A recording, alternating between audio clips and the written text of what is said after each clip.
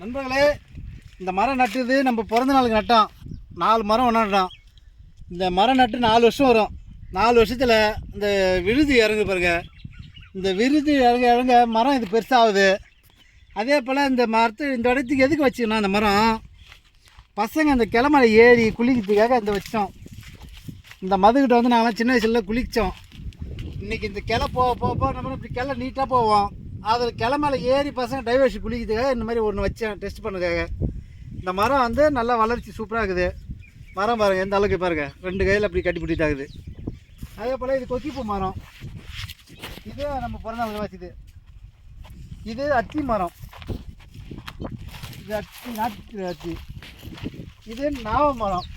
நாவ மரம் எந்த அளவுக்கு இருக்குது பாருங்கள். சூப்பராக பார்க்குறதுக்கு எவ்வளோ இயற்கை இன்பமாக இருக்குது பாருங்கள்.